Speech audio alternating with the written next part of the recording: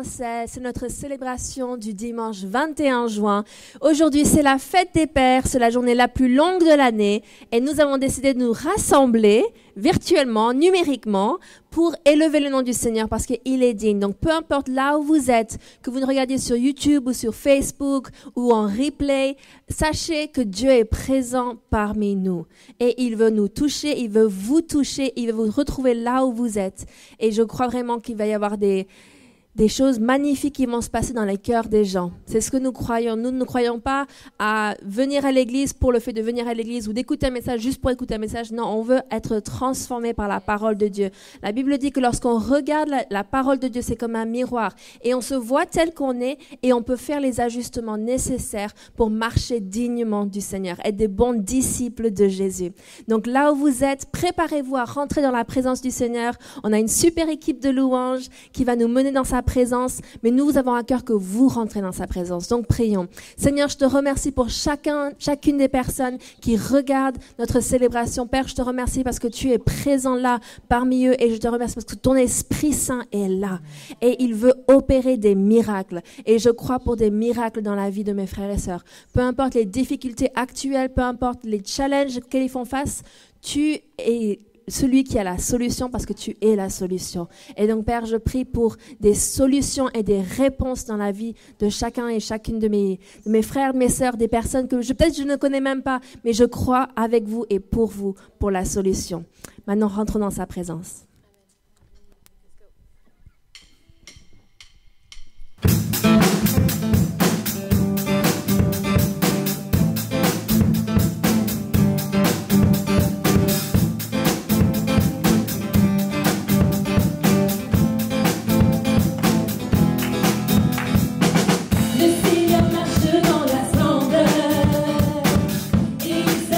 Dans la gloire, il est formé.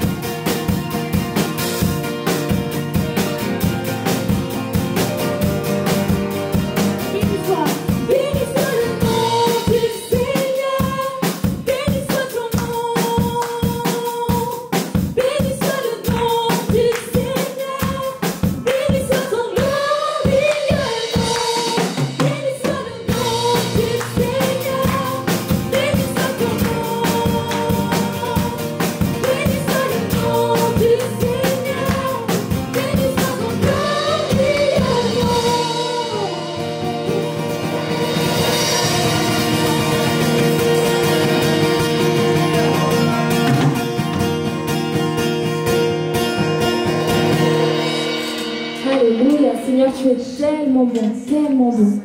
Peu importe les circonstances, tu es toujours digne de louange. Tu es toujours bon, tu es toujours pour nous.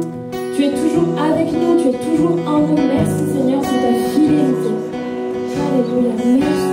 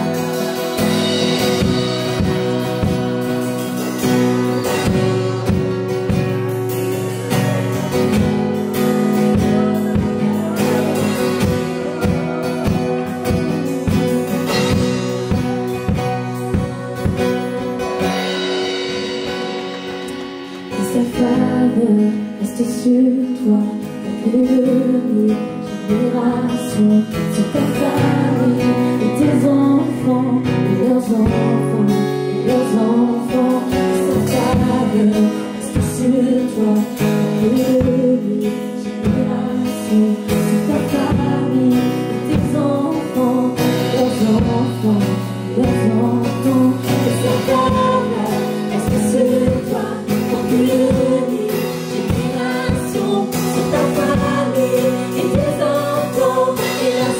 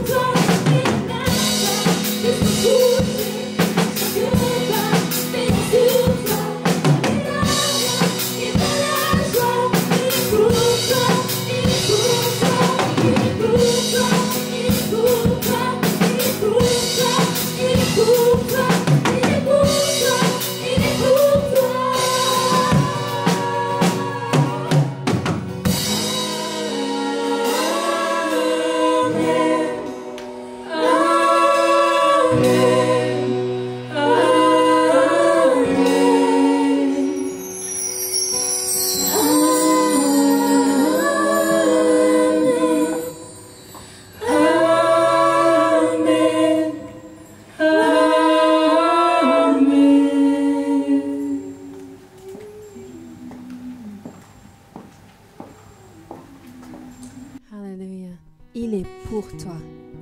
Peu importe les circonstances, peu importe les situations, il est pour toi et il veut te démontrer son amour. Et je le crois.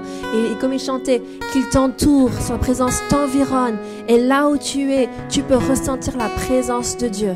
Ah, parce que Dieu est esprit. Et il a dit que les vrais adorateurs sont ceux qui l'adoreront en esprit et en vérité. Et nous venons de le louer, de l'exalter. Et il est digne, il est entièrement digne de recevoir notre louange. Et peut-être vous dites, mais j'ai ressenti quelque chose pendant ce temps de louange.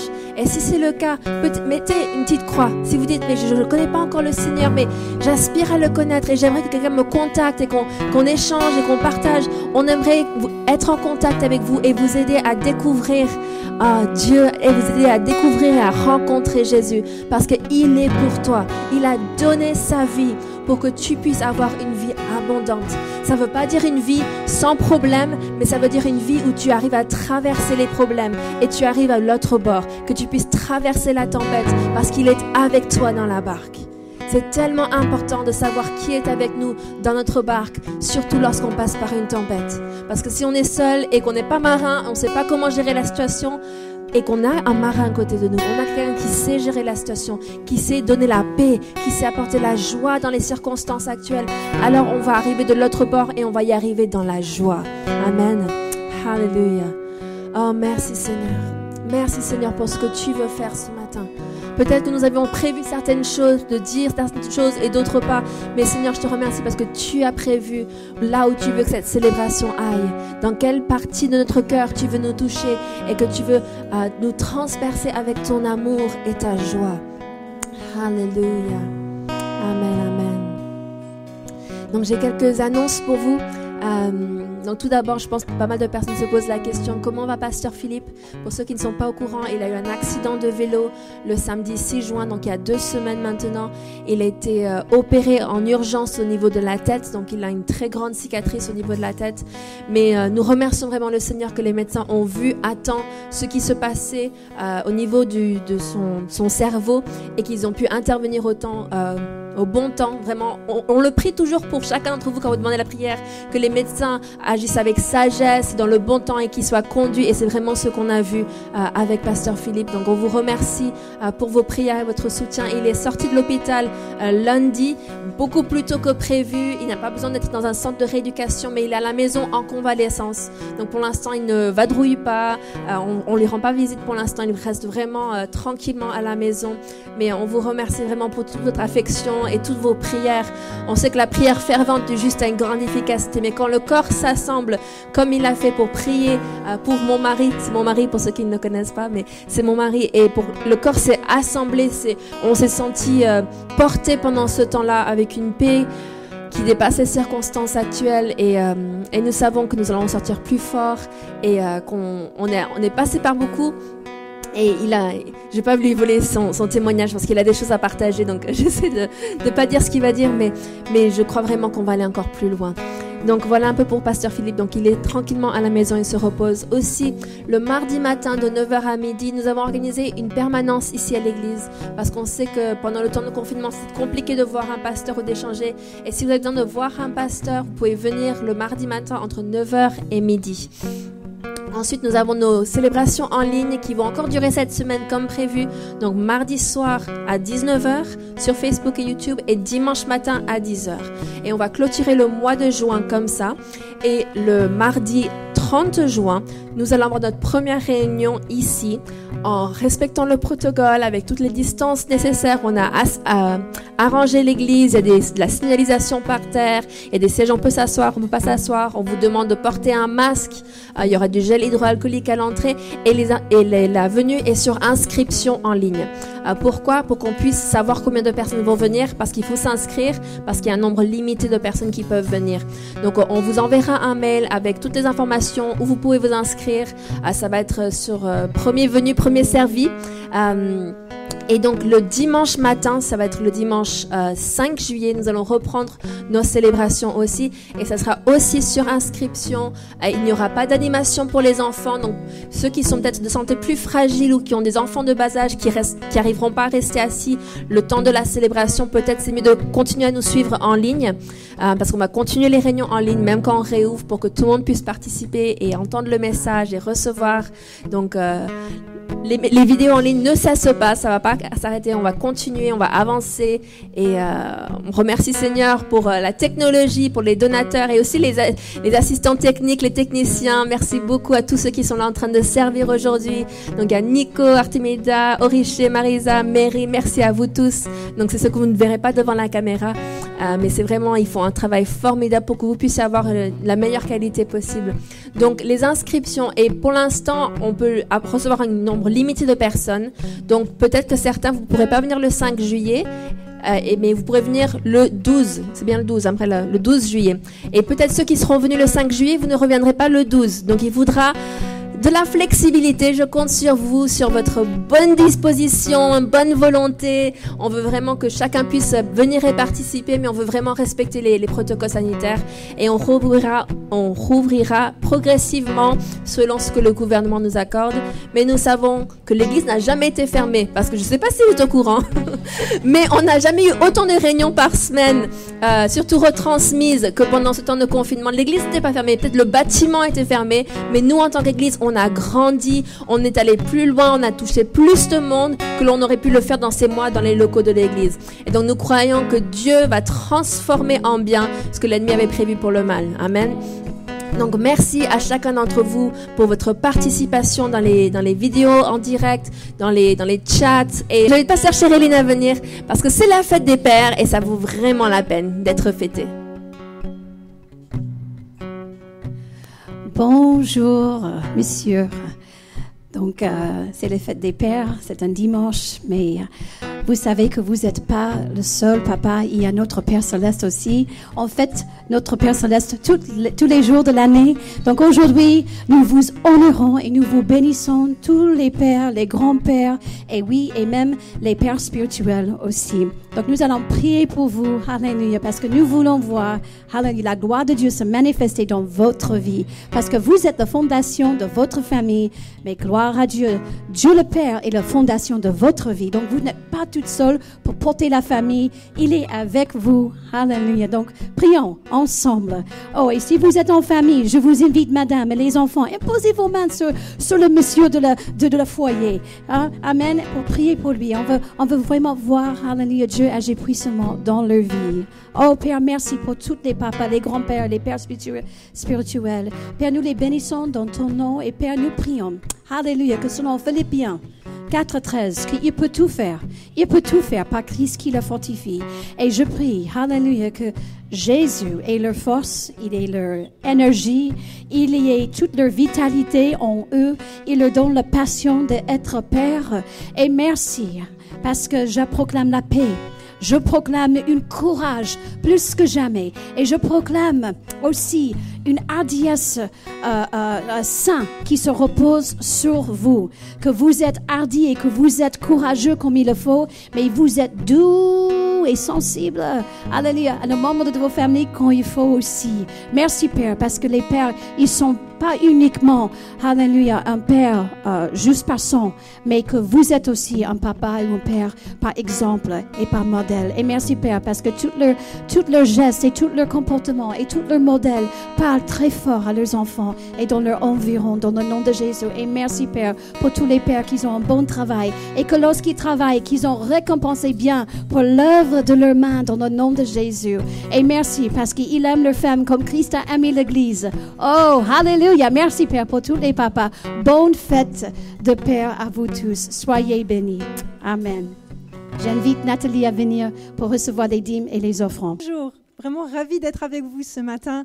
Et comme nous venons de l'entendre, quelle joie d'avoir un Père aussi bon que Dieu. C'est un Père merveilleux qui est dans les cieux. Et je suis honorée ce matin de pouvoir partager ce temps de dîmes et d'offrandes.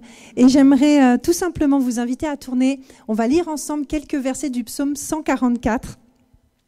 Donc le psaume 144, on va commencer au verset 1. Et on va lire quelques lignes jusqu'au verset 4. Donc, « Béni soit l'Éternel, mon rocher, qui exerce mes mains au combat, mes doigts à la bataille. Mon bienfaiteur et ma forteresse, ma haute retraite et mon libérateur, mon bouclier, celui qui est mon refuge, qui m'assujettit mon peuple. Éternel, qu'est-ce que l'homme pour que tu le connaisses, et le Fils de l'homme pour que tu prennes garde à lui? L'homme est semblable à un souffle, ses jours sont comme l'ombre qui passe. » Waouh! Vous vous rendez compte? Ce qu'on vient de lire dans ce texte, c'est que nous sommes comme un souffle, comme l'ombre qui passe, mais pourtant, et je veux vous dire ça solennellement ce matin, Dieu a voulu écrire cette histoire avec vous, avec nous, avec toi. Il a voulu que tu sois dans la partie depuis le commencement du monde jusqu'à la fin. Mais pourquoi? Pourquoi est-ce que Dieu s'intéresse à un homme qui est qu'un souffle, à un homme qui est là aujourd'hui mais qui demain ne sera plus, à un être si fragile, si incertain? Parce que Dieu t'aime, parce que Dieu t'a créé, parce qu'il veut être en relation avec toi. Et il a tout fait pour ça. Il a payé le prix, il a donné sa vie en Jésus-Christ pour avoir aujourd'hui cette relation intime et personnelle avec toi. Et on vient de le lire. Le verset 2 nous dit « Mon bienfaiteur ». Vous savez ce que c'est un bienfaiteur? Un bienfaiteur, c'est quelqu'un qui vous veut du bien. C'est quelqu'un qui vous fait du bien. Il est là pour être ton bienfaiteur. Si tu es en relation avec lui, c'est ta part. Il est ton père, tu es son enfant. Il est ton libérateur, il est ta forteresse, il est ton bouclier, il est ton bienfaiteur. Et je veux vous inviter à lire quelques versets plus bas, au verset 12 jusqu'à 15. Et voilà ce que Dieu dit pour ceux qui sont en alliance avec lui. Il dit « Nos fils sont comme des plantes qui croissent dans leur jeunesse. Nos filles comme les colonnes sculptées qui font l'ornement des palais. Nos greniers sont pleins, regorgeant de toute espèce de provisions. Nos troupeaux se multiplient par milliers et par 10 milliers dans nos campagnes. Nos génisses sont fécondes. Point de désastre, point de captivité, point de cris dans nos rues. » Mais de quelle planète tu parles, Nathalie? Est-ce que c'est ça? On vit dans ce monde, on entend des cris dans les rues, on a l'impression qu'on a vécu des désastres, peut-être qu'il y en aura d'autres. Mais verset 15, il dit « Heureux le peuple pour qui il en est ainsi, heureux le peuple dont l'Éternel est le Dieu. » Amen. Si vous êtes à Christ, vous êtes le peuple de son pâturage. Vous êtes le troupeau que sa main conduit. N'ayez pas d'inquiétude pour vos enfants, pour vos fils, pour vos filles, pour vos greniers, pour vos provisions, pour votre environnement. Pas de désastre, pas de captivité, pas de cris dans les rues. Peu importe ce que vous voyez dans le monde, vous êtes le peuple de son pâturage, le troupeau que sa main conduit. Et il est ton bienfaiteur. Il est celui qui te fait du bien. Et vous savez, c'est une relation avec Dieu. C'est pas « il est mon bienfaiteur et je reçois ». Nous sommes dans une relation d'intimité et d'amour avec Dieu. Et vous savez, quand je lis ces passages et quand je réalise ce que Dieu a donné pour moi qui suis un être fragile, un être petit, quand je réalise tout ça, dans mon cœur, j'ai juste envie de sauter de reconnaissance et de lui redonner autant que je peux par ma vie, par mon attitude, par qui je suis, pour être agréable en toutes choses, mais aussi en l'honorant avec ce que j'ai. Et Proverbe 3, verset 9 dit « Honore l'Éternel avec tes biens, avec les prémices de tout ton revenu. » Alors, et on retrouve cette notion de grenier qui regorge d'abondance, de cuve qui déborde. Mais vous savez, Dieu est bon, il est fidèle, on l'a entendu, on l'a chanté, on a chanté sa bénédiction, et il ne fait pas défaut à son peuple. Mais mes amis, si nous sommes de son peuple, alors nous sommes en alliance avec lui, nous sommes en relation avec lui, et nous avons notre part qui est de venir l'honorer, qui est de venir l'adorer, qui est de vivre une vie sainte, agréable, juste devant Dieu, d'être un témoignage dans qui nous sommes et dans ce que nous faisons avec les biens qu'il nous accorde. Alors je veux vous inviter ce matin à exalter de joie, à être reconnaissant envers Dieu, à être généreux et à savoir, oui, on ne nie pas les difficultés, on ne nie pas l'adversité, on ne nie pas les choses qui peuvent venir contre nous, mais notre confiance est dans sa parole. Notre confiance est dans ce qu'il dit, de qui il est et de qui nous sommes. Et nous tenons ferme dans la foi et dans ses promesses. Alors je vous invite ce matin, honorez l'Éternel avec vos biens, honorez l'Éternel avec ce que vous avez, mettez en lui votre confiance et vous verrez s'il n'ouvre pas pour vous les écluses des cieux, sur vos familles, sur vos greniers, sur votre environnement de vie. Amen. Alors je veux vous encourager ce matin, si vous voulez donner, vous avez 3 possibilités pour le faire. Comme Rebecca l'a annoncé, il y a une permanence le mardi matin de 9h à midi et vous pouvez venir déposer vos offrandes. Donc c'est le mardi matin sur présence ici à l'église. Vous pouvez aussi donner via PayPal, mais vous avez aussi la possibilité de faire un virement. Et vous allez avoir toutes les indications qui vont s'afficher pendant le temps que nous allons avoir maintenant. Mais maintenant, prions. Amen. J'espère que vos cœurs débordent de joie. Parce que vous regardez à celui qui est l'Éternel, El Shaddai, celui qui ne manque de rien. Amen. Père, je te remercie pour ton amour, Seigneur. Merci pour ta grâce qui est venue nous chercher. Merci pour Jésus qui a été la preuve de ton amour jusqu'à donner sa vie pour nous, pour que tu sois notre bienfaiteur, notre libérateur, notre rocher, notre forteresse, et que nous soyons le troupeau que ta main conduit, que nous soyons ton peuple, tes enfants, rachetés, justifiés, sanctifiés en alliance avec toi. Et Père, je prie parce que je crois que peu importe les circonstances dans lesquelles certains peuvent être ou d'autres sont aujourd'hui, tu es fidèle à ta parole. Et ta parole promet que tu regorgeras, que tu rempliras nos greniers d'abondance, que tu prendras soin de nos fils, de nos filles, tu prendras soin de nos environnements. Et je crois maintenant, aussi dans le nom de Jésus, que là où vous vivez, s'il y a du trouble et du désordre, en tant qu'enfant de Dieu, en tant que peuple de Dieu, vous pouvez appeler cette promesse à l'existence et déclarer point de cri, point de désastre, point de captivité là où vous êtes, que vous soyez libres dans vos maisons, dans vos immeubles, dans vos demeures, dans le nom puissant de Jésus. Amen. Soyez bénis.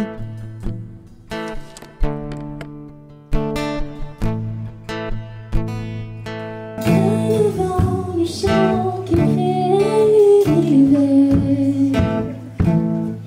bien avant que l'esprit ne prenne sur la terre, bien avant que tu ne formes de la poussière,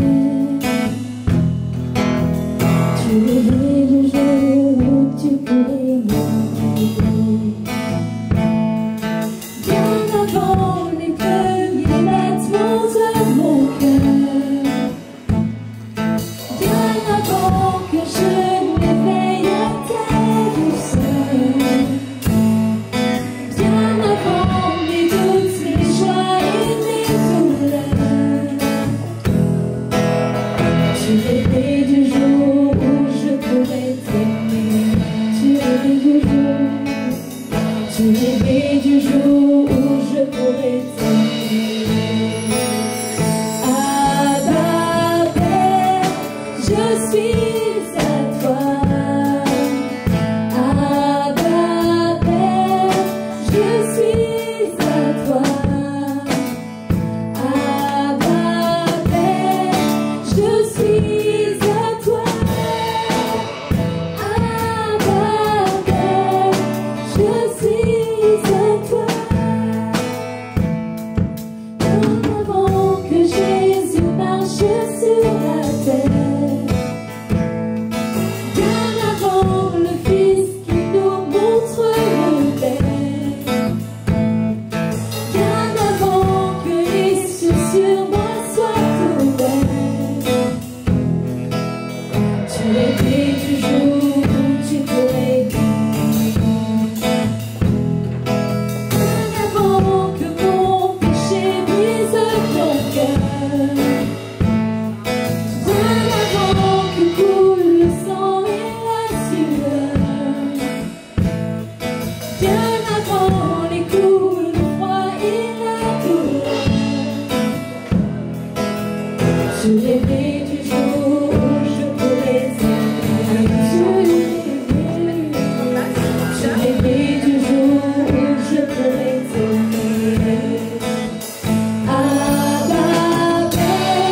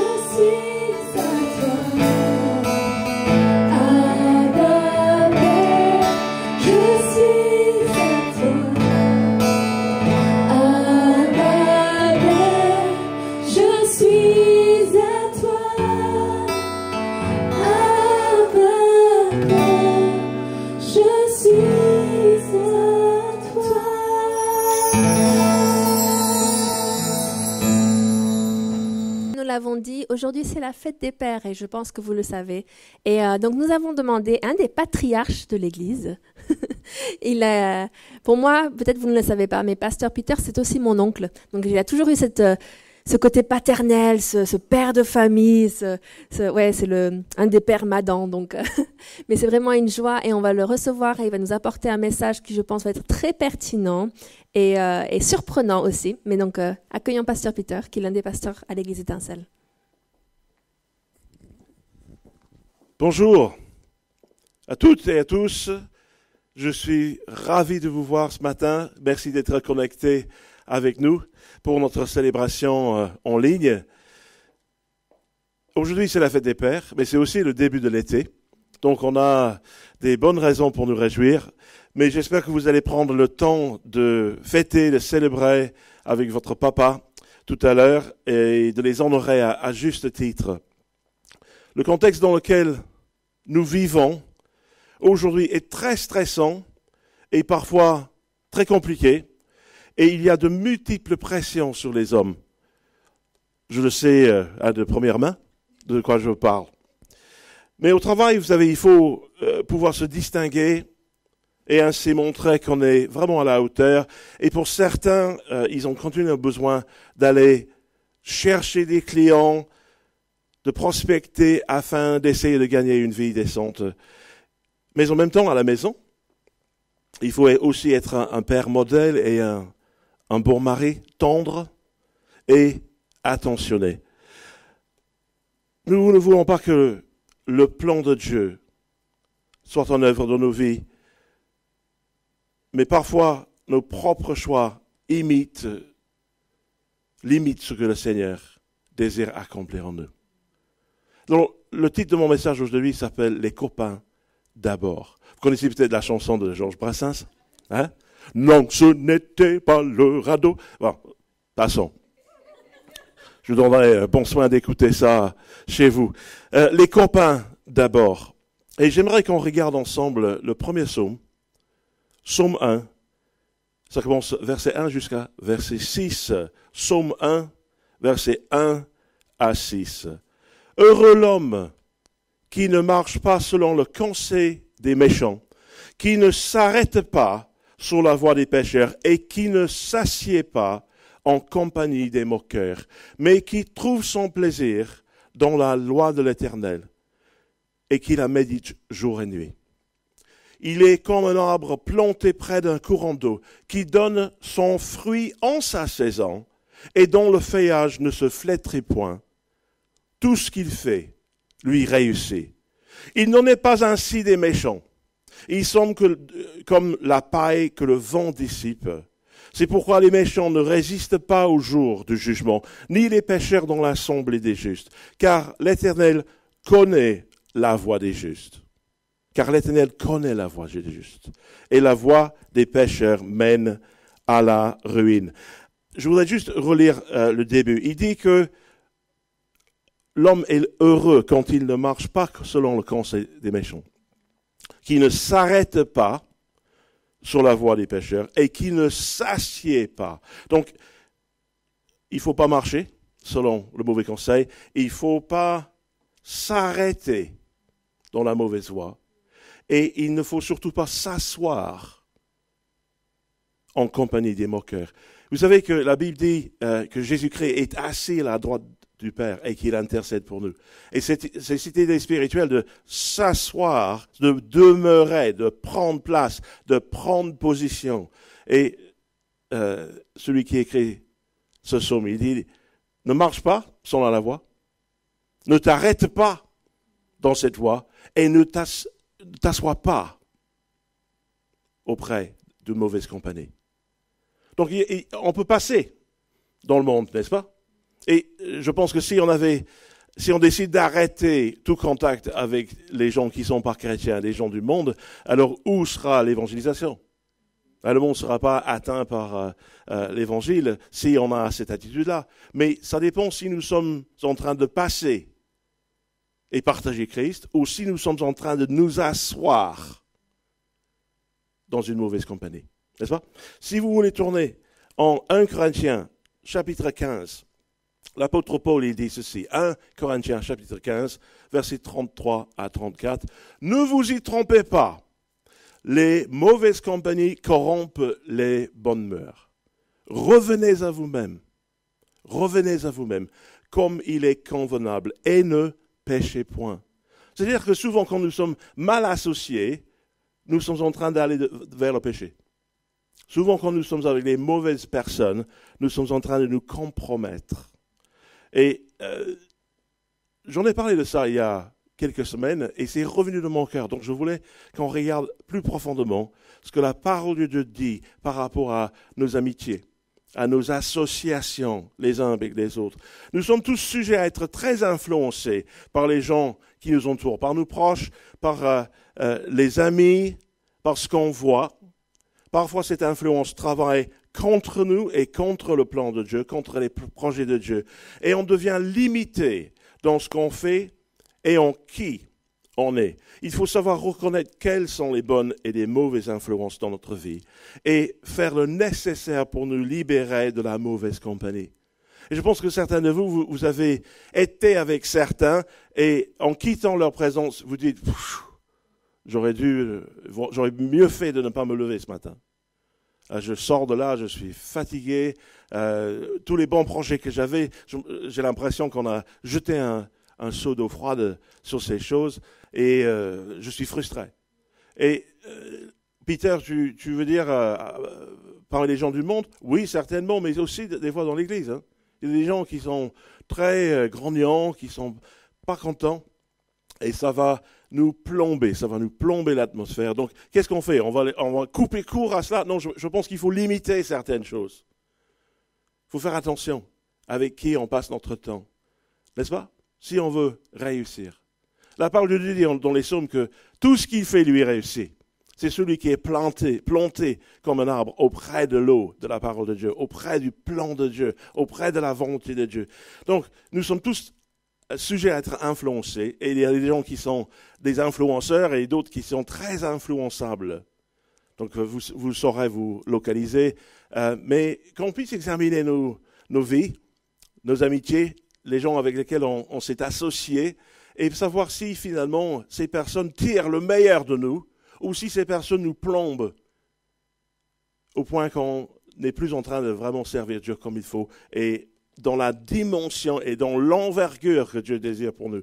J'aimerais qu'on tourne en Proverbe maintenant, verset 27, verset 17. Proverbe 27, verset 17. Et il dit, comme le fer aiguise le fer, ainsi l'homme aiguise la face de son ami. Comme le fer aiguise le fer, ainsi l'homme aiguise la face de son ami.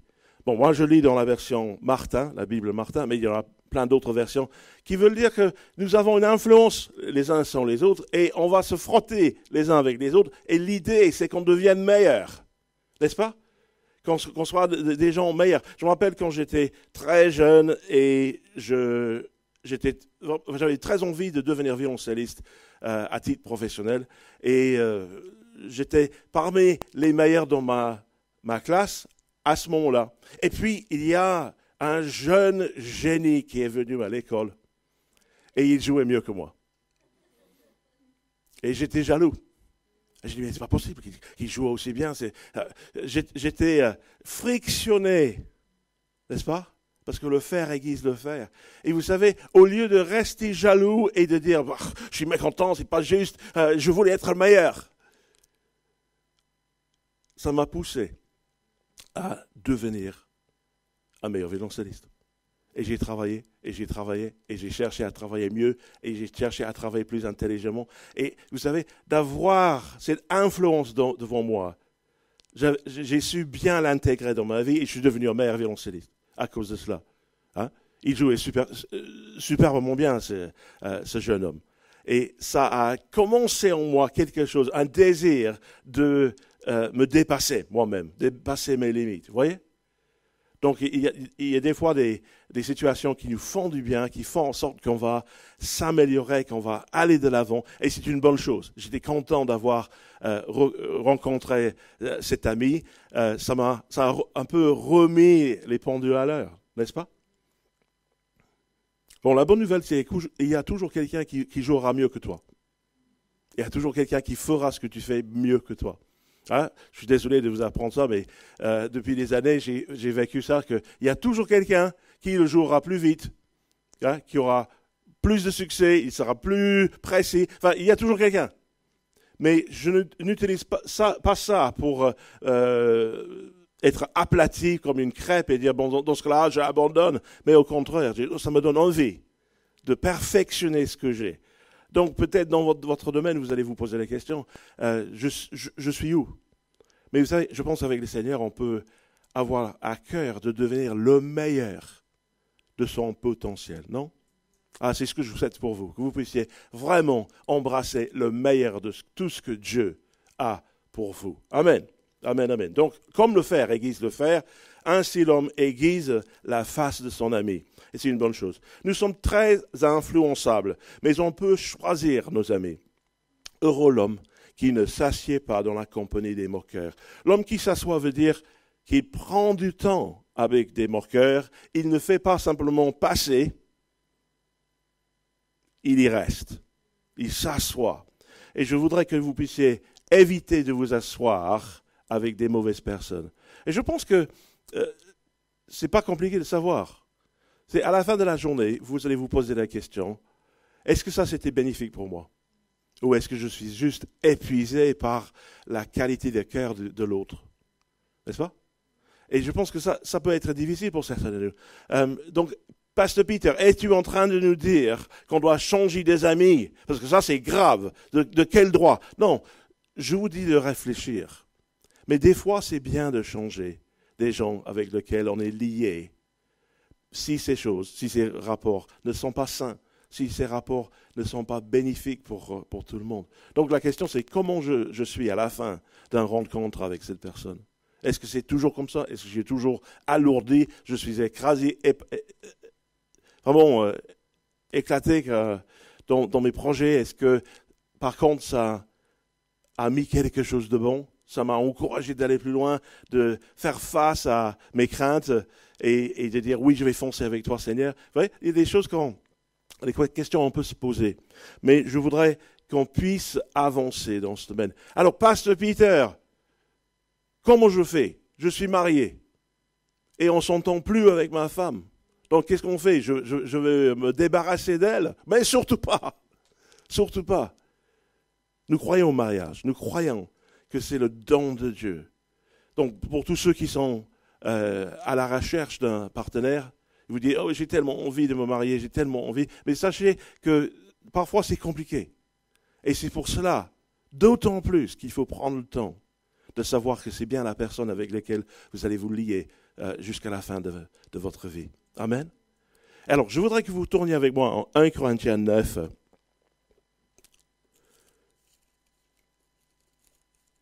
Et ça, dans mon cœur, je m'adresse vraiment aux couples mariés. C'était quelque chose que je n'avais pas prévu de dire, mais en me préparant juste avant cette réunion, je sais que le Seigneur m'a mis ça à cœur. Donc, si vous êtes ensemble, vous avez un partenaire dans la vie, j'aimerais que vous puissiez réussir. Et vous dites, oui, mais mon mari, il ne tire rien de bon de moi. Je me fâche à chaque fois quand je suis avec lui. Je suis frustré. Si vous dites, oh, ma femme, elle ne fait pas l'affaire. Vous savez que Dieu désire changer ces choses. Amen, amen. Vous êtes là, en 1 Corinthiens 9? Et on va voir ce que Paul y dit. Verset 24. 1 Corinthiens 9, verset 24. Ne savez-vous pas que ceux qui courent dans le stade courent tous, mais qu'un seul remporte le prix? Courez de manière à le remporter. Tous ceux qui combattent s'imposent toute espèce d'abstinence, et ils le font pour obtenir une couronne corruptible. Mais nous, faisons-le pour une couronne incorruptible. Moi donc, je cours, non pas comme à l'aventure. Je frappe, non pas comme battant l'air, mais je traite durement mon corps et je le tiens assujetti, de peur d'être moi-même rejeté après avoir prêché aux autres. Et je pense que Paul est en train de dire, mais faites attention pour que vous n'allez pas vous disqualifier vous-même de cette course.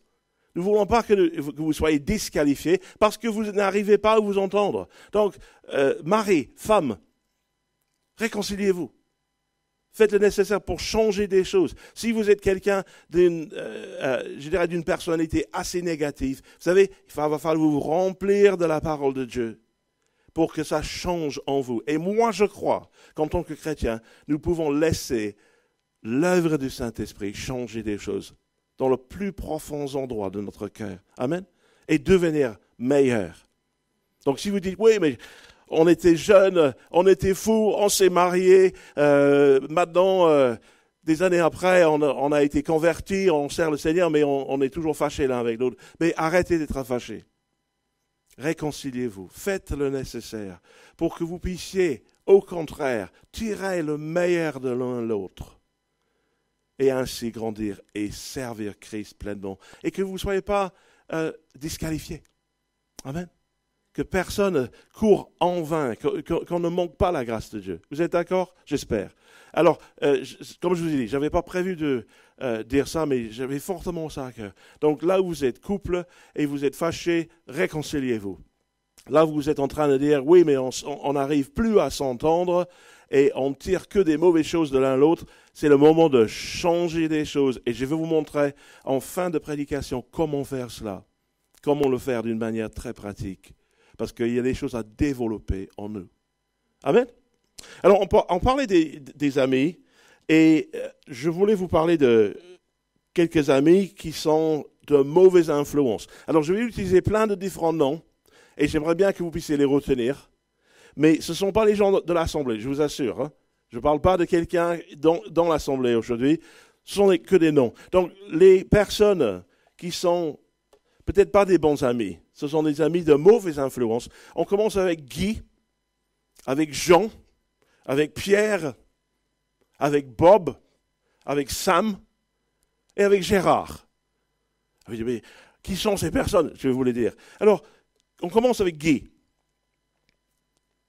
Guy, c'est un gros tendre, mais il est mou et consensuel.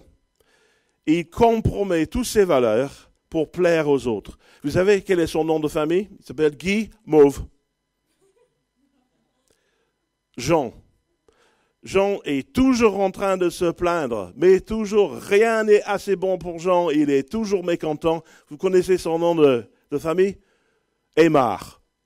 J'en ai marre. Oui, ce n'était pas une personne de bonne influence. Et puis, il y a Pierre.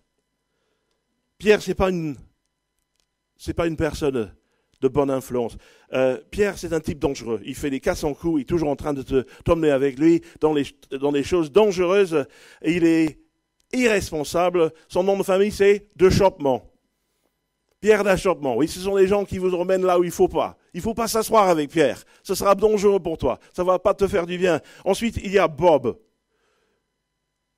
Bob, il ne raconte que des sottises, que des mensonges, que des ondits. Son nom de famille, c'est Bar. Bobard. Il ne raconte que des bobards. Ensuite, le prochain, c'est Sam.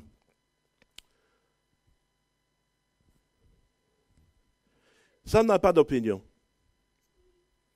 Il s'en fiche pas mal. Il n'y a rien qui l'intéresse vraiment. Son nom de famille, c'est est égal. Sam est égal. Ce n'est pas une personne de bonne influence. Et puis, le dernier, c'est Gérard. Gérard, il n'est vraiment pas dans le coup. Il est insensible à ce que Dieu est en train de dire et il ne sait pas où il faut aller. Il ne sait pas ce qu'il faut faire. Gérard, son nom de famille, c'est mon entendu. J'ai rarement entendu.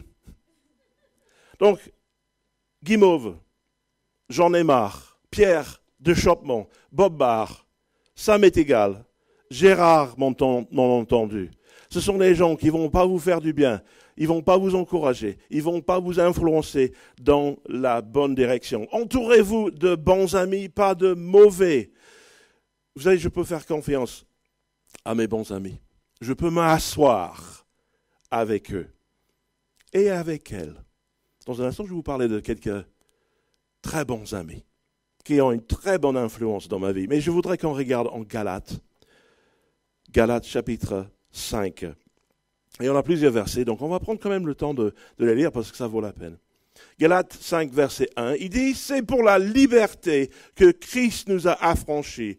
Demeurez donc fermes et ne vous laissez pas mettre de nouveau sous le joug de la servitude. » Et c'est cette idée de demeurer, d'être assis, d'avoir une position qui est prise. Il dit « C'est pour la liberté que Christ nous a affranchis. » Et vous savez, ailleurs en Corinthiens, il dit « Tout m'est permis, mais tout n'est pas utile. Tout m'est permis, mais tout n'est pas utile. » Donc, gardez ça un peu en arrière-plan. Et Paul, il dit ici, c'est pour la liberté que Christ nous a affranchis. Demeurez donc fermes et ne vous laissez pas mettre de nouveau sous le joug de la servitude. Verset 7, Galates 5, verset 7. Vous courriez bien. Qui vous a arrêté pour vous empêcher d'obéir à la vérité? Cette influence ne vient pas de celui qui vous appelle. Verset 9, un peu de levain fait lever toute la pâte. Et vous savez, chers amis, il suffit de peu de mauvaises choses pour faire lever une pâte qui est mauvaise. N'est-ce pas? Je ne sais pas si vous avez jamais trop mis de sel dans la cuisine, mais après, difficile de l'enlever, non? Et vous dites, oh là là, le cuisinier, il a loupé quelque chose. Souvent, c'est parce qu'il y a deux personnes qui travaillent dans la cuisine. Il y a un qui a salé, et puis il s'est retourné, et l'autre vient et dit, ah tiens, je vais mettre du sel. Un peu de levain fait lever toute la pâte. Donc il y a peu de choses, peu de critiques, peu de mauvais conseils qui peuvent simplement vous détourner d'accomplir ce que Dieu désire. Vous savez pourquoi? Parce qu'on est tous influençables, n'est-ce pas? Verset 13. Galates 5, verset 13. Frères, vous avez été appelés à la liberté. Seulement, ne faites pas de cette liberté un prétexte de vivre selon la chair, mais rendez-vous par la charité, serviteurs les uns des autres. Car toute la loi est accomplie dans une seule parole, dans celle-ci. Tu aimeras ton prochain comme toi-même, mais si vous vous mordez et vous dévorez les uns les autres, prenez garde que vous ne soyez détruits les uns par les autres. Je dis donc, marchez selon l'esprit, et vous n'accomplirez pas les désirs de la chair. Car la chair a des désirs contraires à ceux de l'esprit, et l'esprit en a de contraires à ceux de la chair. Ils sont opposés entre eux, afin que vous ne fassiez point ce que vous voudriez. Si vous êtes conduits par l'esprit, vous n'êtes point sous la loi. Or, les œuvres de la chair sont manifestes, ce sont l'impudicité, l'impureté, la dissolution, l'idolâtrie, la magie, les inimitiés, les querelles, les jalousies, les animosités, les disputes, les divisions, les sectes, l'envie, l'ivrognerie, les excès de table et les choses semblables. Oh, s'il te plaît, Paul, arrête. Ça fait mal. Alors, on pense souvent que ces choses appartiennent à l'ancien monde. N'est-ce pas? Quand on parle de l'impudicité, personne ne sait ce que c'est, ça. L'impudicité, c'est quoi? C'est ce péché sexuel. Quand on dévie de ce que Dieu désire pour nous. Quand on sort de sa volonté. Et on parle aussi d'idolâtrie. On pense que c'est quelque chose qui appartient à l'ancien monde. Mais l'idolâtrie, c'est quoi? C'est lorsqu'on favorise quelque chose au-delà de Dieu. Lorsque quelque chose prend la place du Seigneur et on va l'idoliser. N'est-ce pas? Ça prend une importance démesurée. Et Dieu, la Bible dit que Dieu est jaloux. Il est jaloux de nous. Il ne veut pas qu'on soit divisé dans notre attention, mais qu'on puisse embrasser sa présence. J'espère que vous êtes en train de dire Amen chez vous. Gloire à Dieu. Donc, il y a plein de choses qui sont, je pense, assez faciles à comprendre.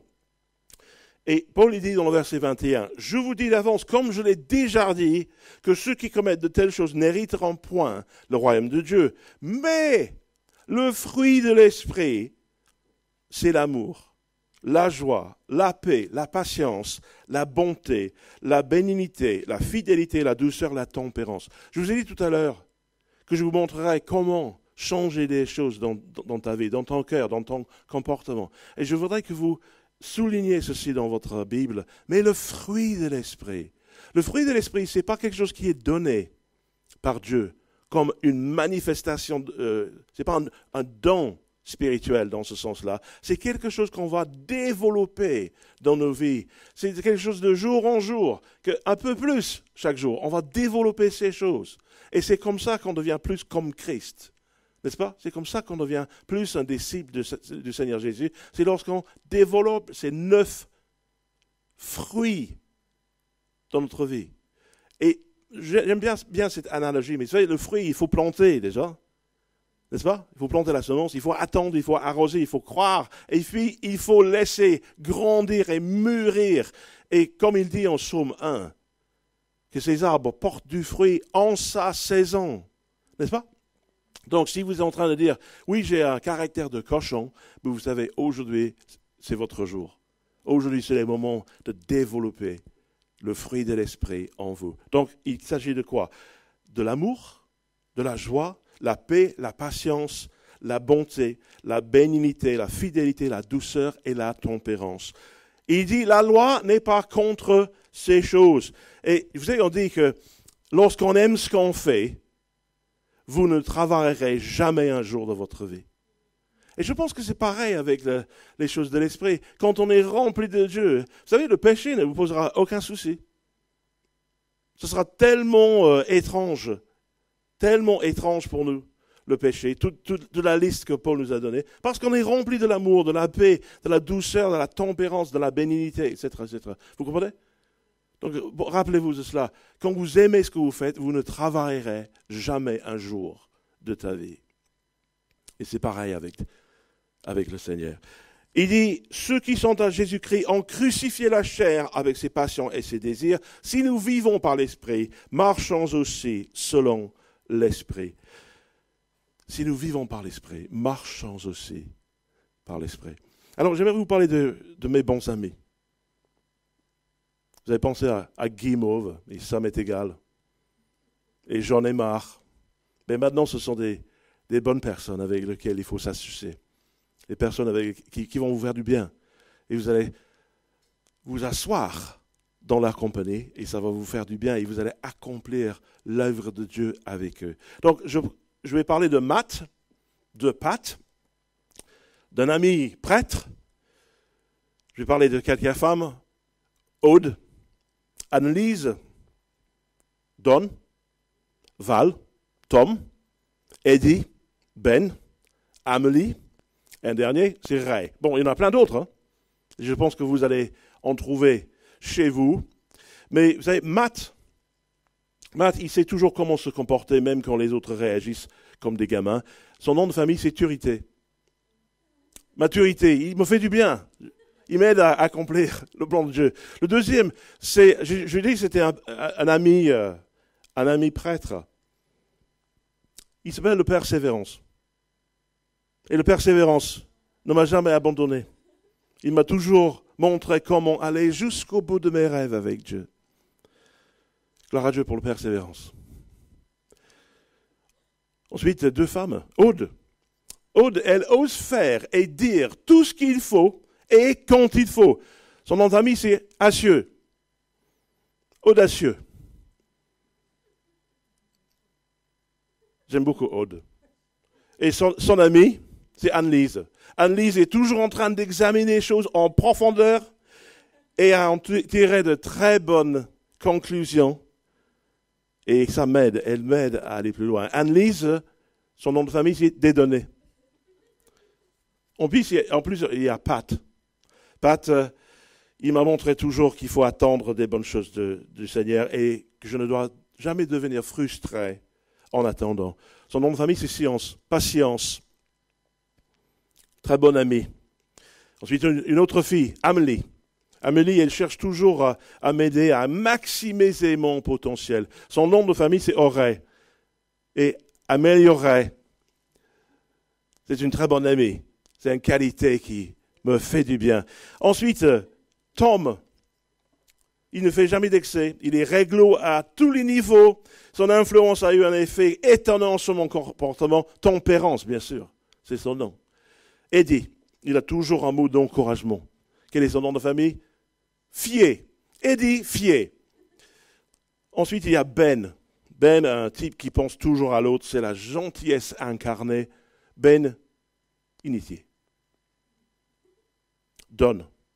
Don, c'est mon ami le plus généreux. On dirait qu'il cherche des projets dans lesquels il peut être utile par sa libéralité. De par ses gestes financiers, il m'a tellement encouragé de foncer, de croire en moi-même et d'accomplir le plan de Dieu. Bien sûr, son nom de famille, c'est Assian.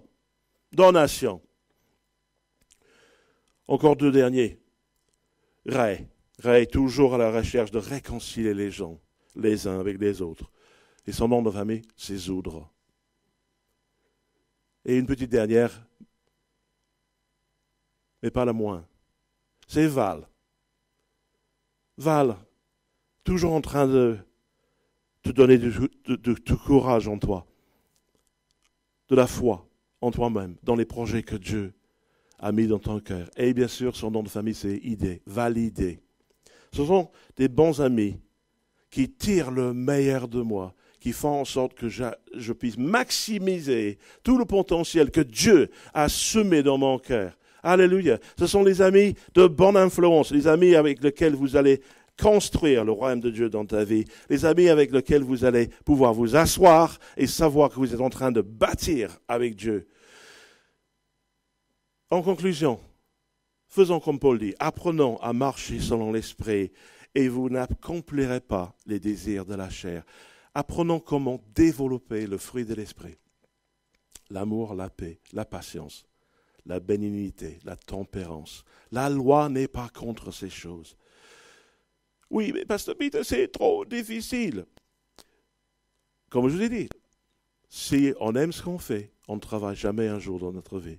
Lorsque vous êtes rempli du fruit du Seigneur, le péché ne présentera aucun souci pour toi. Vous verrez. Je dis également, cédez tous les jours à l'Esprit de Dieu. Si vous êtes conduit par l'Esprit, vous n'êtes point sous la loi. Et faites de bonnes associations. Asseyez-vous avec les bons amis, ceux et celles qui vous feront du bien, qui vont vous influencer dans la bonne direction. Pas les gens qui vont compromettre des valeurs juste pour vous faire plaisir. Pas les gens qui forcément vont vous dire oui, oui, oui, bien sûr. Les gens qui vous disent que vous avez toujours raison. Ce ne sont pas vraiment les amis. Mais il faut chercher à s'asseoir avec les gens qui vous donneront de bons conseils. Les gens qui vont montrer la voie de Dieu, qui vont montrer ça de par l'intégrité, par des valeurs. Vous avez validé. Amélie, Auré. Toutes ces personnes-là, audacieux. Toutes ces personnes qui vont vous faire du bien, qui vont vous faire triompher. Tout ce qu'il fait, lui, réussit, il dit dans Psaume 1. Tout ce qu'il fait, lui, réussit. Il y a des gens qui vous feront du bien de par leur influence et il y aura d'autres qui vont vous faire tomber. Allons réussir le plan de Dieu et servons le Seigneur à fond. Pour ce faire, c'est à nous de choisir ceux et celles qui nous accompagnent dans la vie. Donc choisissons avec soin. Que le Seigneur vous bénisse. J'aimerais qu'on prie ensemble et que vous puissiez juste évaluer dans votre cœur ce qui est important. Et d'évaluer également ceux et celles qui devraient faire partie de ta vie, des vrais amis, que vous puissiez développer en vous le fruit de l'Esprit de Dieu et que vous puissiez servir Dieu avec confiance, avec cette assurance qui vient en connaissant que vous êtes plein au milieu de la volonté de Dieu. J'aimerais prier pour vous. J'aimerais prier pour vous, pour que vous puissiez entrer pleinement devant le trône de grâce, de savoir que vous êtes en train de marcher dans la bonne direction. Prions ensemble. Seigneur, je te remercie pour tous ceux et celles qui ont écouté ta parole ce matin et je te demande que tu puisses réconcilier ceux qui sont fâchés les uns avec les autres, que tu puisses développer en nous le fruit de l'Esprit chaque jour. Aide-nous, Seigneur, à consolider ces choses et de nous entourer de bons amis qui nous feront du bien, des uns et des autres qui vont nous aider à accomplir ton plan parfaitement. Seigneur, merci pour l'onction de Dieu qui nous aide à accomplir ces choses. Au nom de Jésus, nous prions. Amen, amen. Que le Seigneur vous bénisse et qu'il vous garde et qu'il fasse luire sur vous sa face et que le Seigneur vous accorde sa grâce et qu'il vous accorde sa paix. Amen, amen. Gloire à Dieu.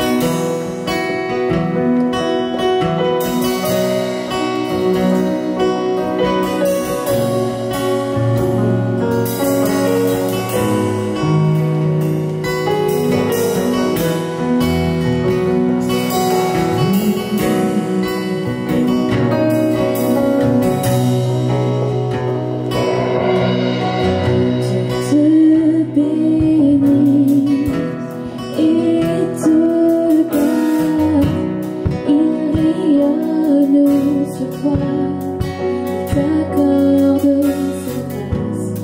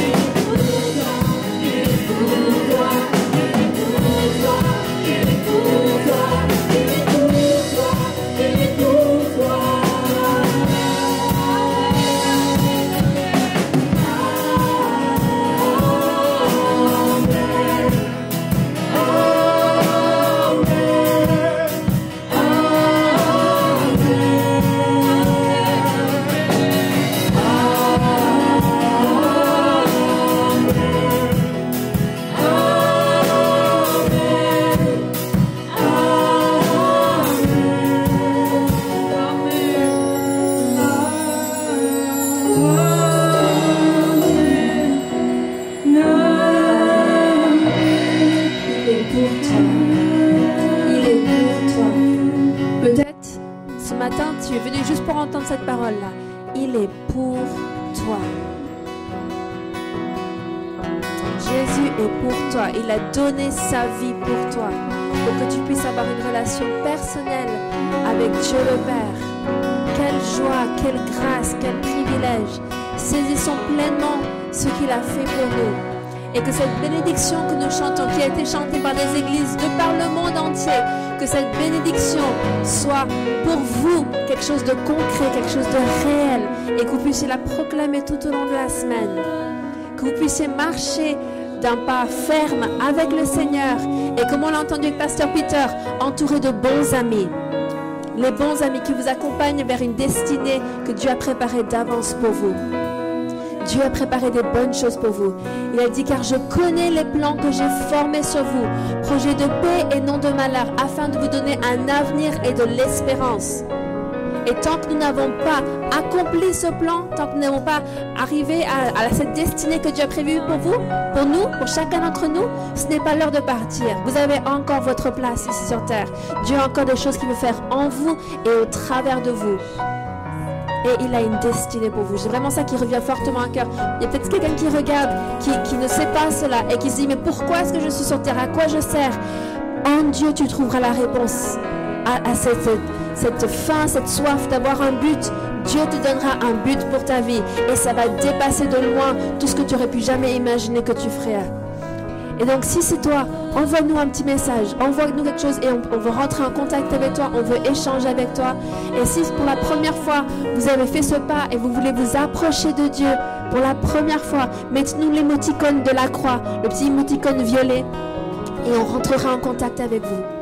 Que Dieu vous bénisse et qu'il vous garde et qu'il fasse luire sa face sur nous.